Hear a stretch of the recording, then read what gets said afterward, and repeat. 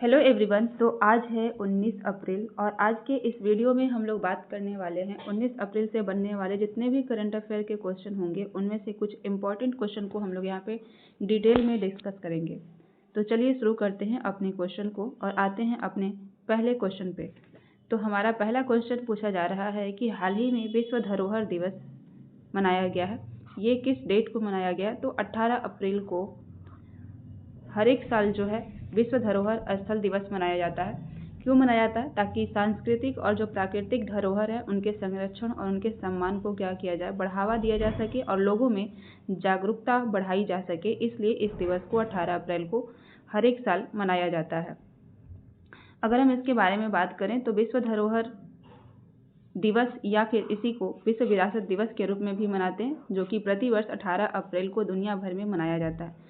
इस दिन को स्मारकों और स्थलों के लिए अंतर्राष्ट्रीय दिवस के रूप में भी जाना जाता है। इसका मुख्य उद्देश्य है कि पूरे विश्व में मानव सभ्यता से जुड़े जितने भी ऐतिहासिक और सांस्कृतिक स्थल हैं उनके महत्व, उनके अस्तित्व को संभावित खतरों और उनके संरक्षण के लिए लोगों के प्रति क्या हो जाए, जागरूकता को बढ़ाया जा सके।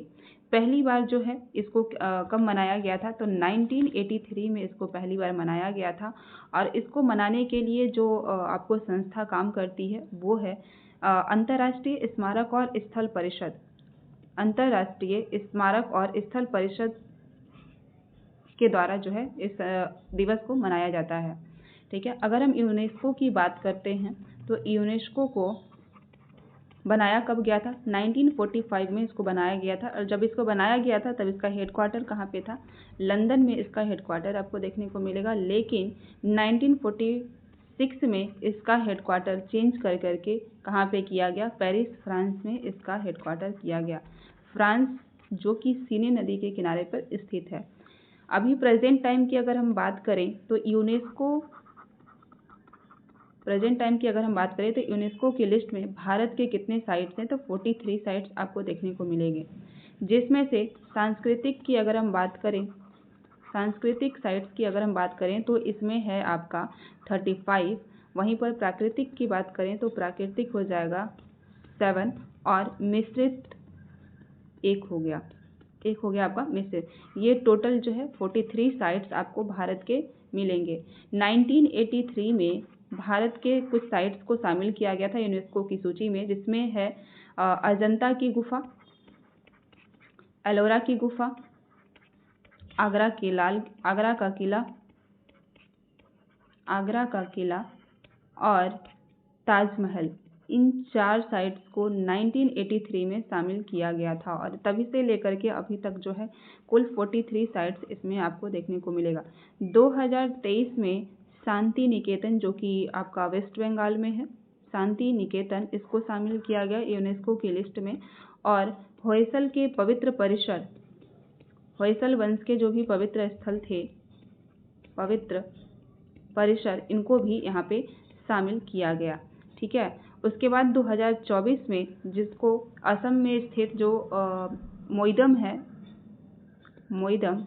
इसको भी क्या किया गया है? 2024 में शामिल किया गया और इस प्रकार से कुल 43 साइट्स जो हैं आपको यूनेस्को की सूची में भारत के दिखाई देते हैं। तो अब बढ़ते हैं हम लोग नेक्स्ट क्वेश्चन की तरफ। चलो आते हैं अपने नेक्स्ट क्वेश्चन की तरफ।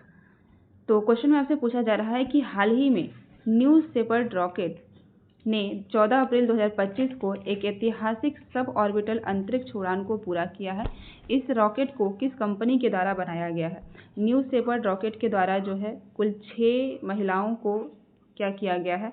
सब ऑर्बिटल अंतरिक्ष उड़ान के लिए भेजा गया है।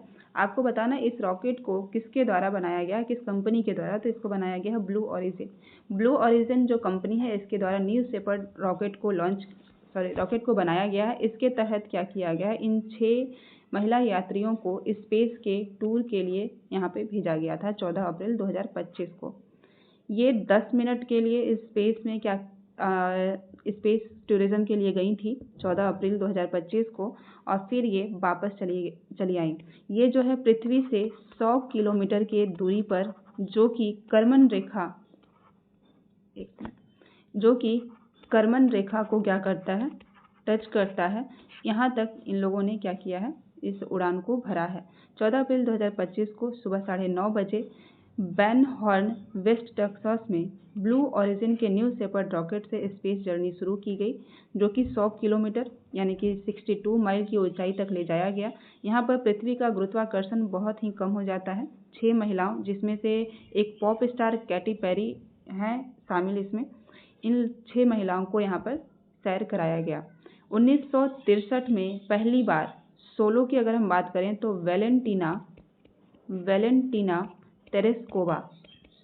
वैलेंटीना तेरेस्कोवा को पहली बार जो है सोलो अंतरिक्ष यात्री के रूप में स्पेस टूर के लिए भेजा गया था, और तब से लेकर के आज तक कोई भी महिला अंतरिक्ष यात्री जो है यहाँ पे स्पेस टूर के लिए नहीं गई थी, और ये पहला ऐसा मिशन है जहाँ पर 6 महिलाओं को स्पेस टूर के लिए भेजा गया, ताकि क्या हो जाए, अंतरिक्ष मिशनों में महिलाओं की भागीदारी और उनके सशक्तिकरण को बढ़ावा दिया जा सके, इसलिए इस मिशन को यहाँ पे भेजा गया।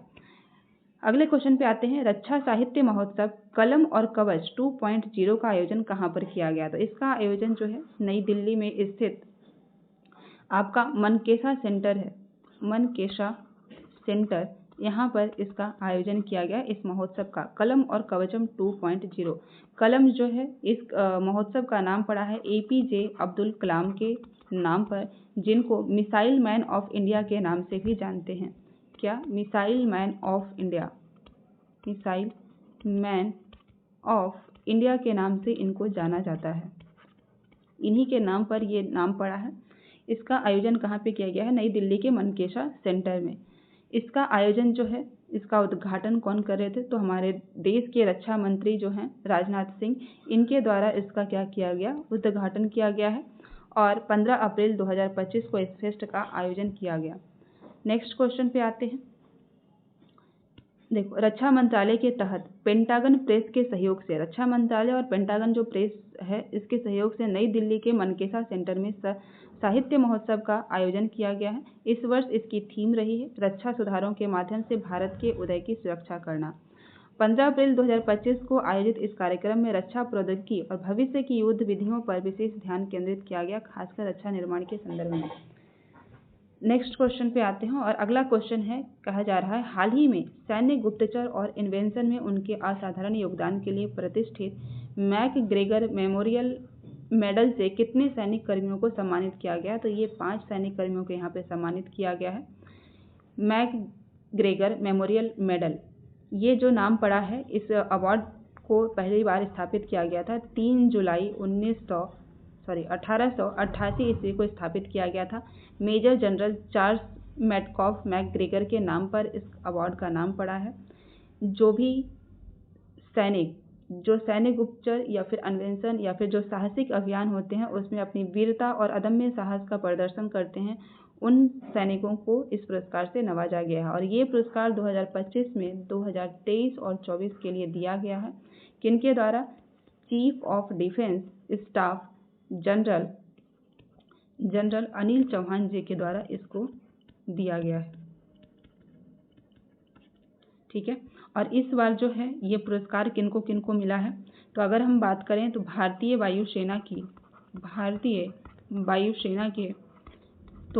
वायुसेना में मिला है विंग कमांडर डी पांडा को इस पुरस्कार से सम्मानित किया गया है। वहीं पर अगर हम बात करें सार्जेंट झूमर राम पुनिया, ये दोनों के दोनों कहाँ से हैं? वायुसेना से बिलोंग करते हैं। ठीक है, और तीसरा अवार्ड जो मिला है वो मिला है राहुल कुमार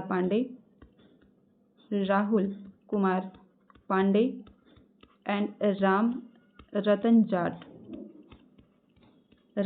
जाट, ये चौथा अवार्ड, ये भारतीय नौसेना में काम करते हैं। वहीं पर जो 5वां अवार्ड मिला है कर्नल जामवाला, ये आर्मी से हैं। ठीक है, तो भारत की जो सशस्त्र सेना है इनको जो है ये अवार्ड दिया गया है। नेक्स्ट क्वेश्चन पे आते हैं। क्वेश्चन में आपसे पूछा जा रहा है हाल ही में मौसम विज्ञान एवं समुद्र विज्ञान संगोष्ठी मेघयान 25 के 3वें संस्करण का आयोजन हुआ है। आपको बताना है इसका आयोजन कहाँ पर किया गया है? तो नई दिल्ली में स्थित नौसेना भवन में इसका आयोजन किया गया है। नौसेना भवन। और नौसेना दिवस कब मनाया जाता है? तो 4 दिसंबर को नौसेना दिवस मनाया जाता है। भारतीय नौसेना प्रमुख एडमिरल दिनेश त्रिपाठी जी के द्वारा जो है इसका आयोजन किया गया और इसका आयोजन नई दिल्ली में नौसेना भवन में हुआ था 14 अप्रैल 2025 को, जिसका नाम है मेघयान 25। इसका ये तीसरा संस्करण है इस बार का। विश्व मौसम विज्ञान दिवस की अगर हम बात करें तो ये 23 मार्च को सेलिब्रेट किया जाता है। इसी के उपलक्ष्य में जो है इस महोत्सव का, इस संगोष्ठी का आयोजन किया गया है। इसका उद्देश्य था समुद्री मौसम विज्ञान, समुद्र विज्ञान के क्षेत्र में लोगों के बीच में जागरूकता और सहयोग को बढ़ावा देना। विश्व मौसम विज्ञान दिवस मैंने बताया 23 मार्च को मनाया जाता है और इस बार इसकी थीम थी प्रारंभिक चेतना गैप को एक साथ पाटना के अनुरूप आयोजित किया गया था।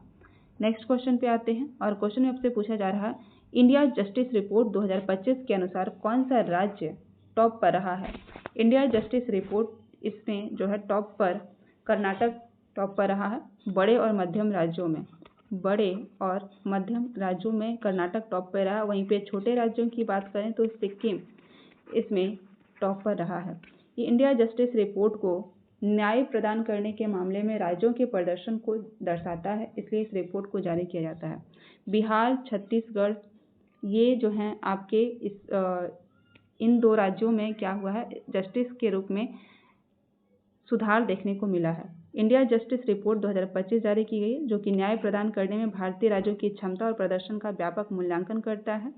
इसमें बड़े और मध्यम राज्यों में अगर देखें तो कर्नाटक पहले पे है, उसके बाद आंध्र प्रदेश और तेलंगाना आता है, जबकि छोटे राज्यों में सिक्किम यहाँ पर सबसे आगे है। बिहार, छत्तीसगढ़ और उड़ीसा में सबसे अधिक सुधार देखने को मिला है। नेक्स्ट क्वेश्चन की बात करें तो क्वेश्चन में आपसे पूछा जा रहा है हाल ही में 15वें नंबर की ब्रिक्स कृषि मंत्रियों की बैठक का आयोजन कहाँ पर किया गया है? तो अब रिसेंटली इसका आयोजन किया गया है ब्राज़ील में। कहाँ पे? ब्राज़ील के ब्राज़िलिया में। इसकी राजधानी है ब्राज़िलिया, यहीं पर इसका आयोजन किया गया है, जहाँ पर रक्षा मंत्री जो हमारे देश के हैं राजनाथ सिंह, इनके द्वारा जो है भारत की तरफ से प्रतिनिधित्व किया गया। अगर हम बात करें ब्राज़ील की मुद्रा की तो यहाँ की मुद्रा हो जाएगी रियाल।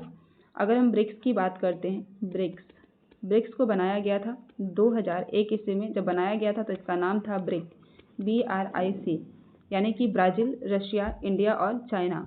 लेकिन 2010 में इसमें साउथ अफ्रीका जुड़ा और इसका नाम हो गया ब्रिक्स। वहीं पर 2024 में 4 कंट्री UAE, ईरान, इथियोपिया और इजिप्ट, ये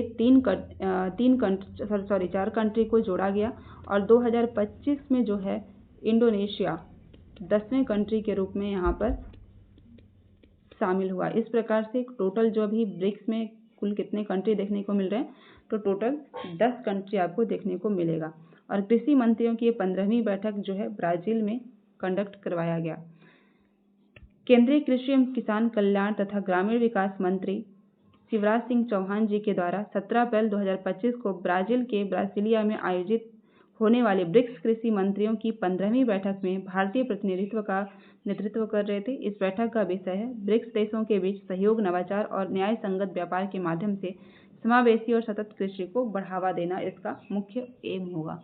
नेक्स्ट क्वेश्चन पे आते हैं और अगला क्वेश्चन है बैसाखी किस समुदाय के द्वारा मनाया जाता है? तो ये जो है बैसाखी आपको सिख समुदाय के द्वारा मनाया जाता है। बैसाखी को भारत के अलग अलग राज्यों में अलग अलग नाम से मनाया जाता है।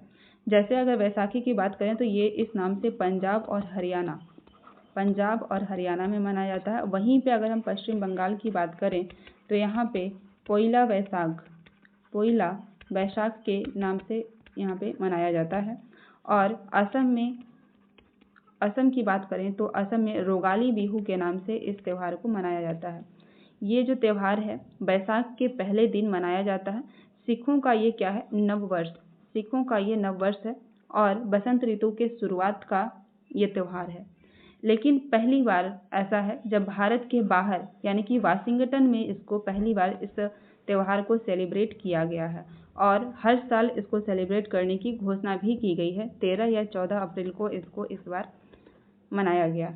ठीक है, तो इसका ये राइट आंसर हो जाएगा। और अब बढ़ते हैं नेक्स्ट क्वेश्चन की तरफ और अगला क्वेश्चन हो जाएगा आपका फाइट 2025 इंटरनेशनल चेस जो आपका चैंपियनशिप का आयोजन हो रहा था, इसमें महिला विश्व शतरंज चैंपियनशिप किसने जीता है? तो ये जीती हैं जू वेनजून ने। जू वेनजून के द्वारा फाइट 2025 महिला विश्व शतरंज चैंपियनशिप का जो आयोजन हुआ था, कहाँ पे? चाइना में। यहाँ पे इसका आयोजन हो रहा था और यहाँ पे कौन जीती हैं? जू वेनजिन तान जोंग्यो को हरा करके ये खिताब अपने नाम की हैं। ठीक है, तो ये इसका राइट आंसर हो जाएगा। और अब बढ़ते हैं आगे। विश्व शतरंज चैंपियनशिप के 5वें राउंड में जू वेनजू ने जबरदस्त प्रदर्शन करते हुए इस मुकाबला को जीत हासिल किया और ये पहली बार मैच में बढ़त बना ली है। यानी कि संघाई चाइना में इसका आयोजन हो रहा था महिला विश्व शतरंज चैंपियनशिप का। इसमें जू वेनजुइन जो है यहाँ पे इस खिताब को जीती हैं और ये 5वीं महिला बन चुकी हैं। तो ये था आपका आज का क्वेश्चन और अब मिलते हैं हम लोग नेक्स्ट वीडियो में। तब तक के लिए थैंक यू सो मच।